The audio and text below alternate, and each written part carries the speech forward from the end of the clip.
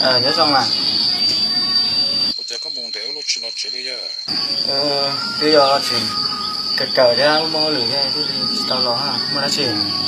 Chỉ muốn chờ tới giờ có buồn đến để có chỉ nó chỉ nhân cho có không sợ tông có sẽ cái nhà lịch giả sư. Rồi, nhớ xong nhé mà, cô chỉ mua đã chỉ ha. Sau nhớ đến để nó chỉ thế giờ phải chỉ nó nhân cho có giờ. Ở đây đó. Bye. Bye. Bạn lấy cái hũ cái này. Tôi cái tí để rồi là hút tôi lên đây là hút tôi cũng đã khai nhớ xong ha. Đó.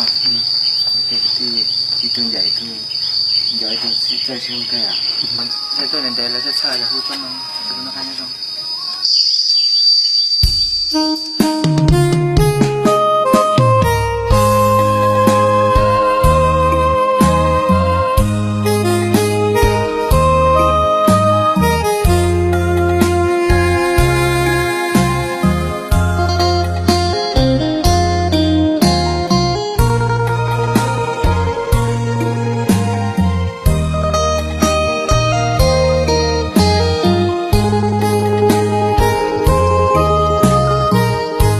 tu xia tiền non chúa cứ chúa tiếng ở trong ly lỡ mùa lỡ trắng ly chỉ mua lăng từ vừa nô mong ly tu xia chắp lỡ của mùa tự xi lúa từ lúa đi thả lúa dương chi họ rong li yu chơi nhỏ đòn chi mua y họ rong chơi lúa xin chi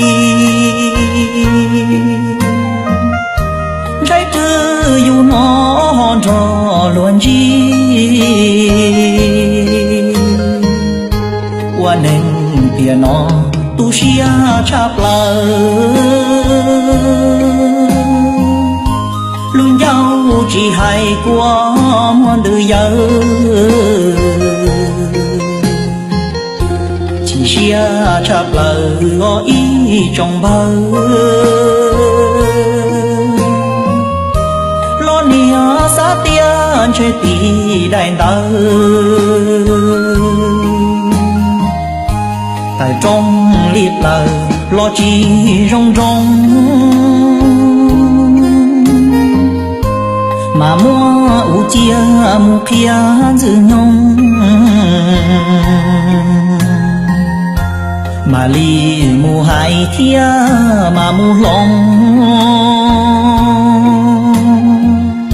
say pha lửa xí buồn cho lúa rong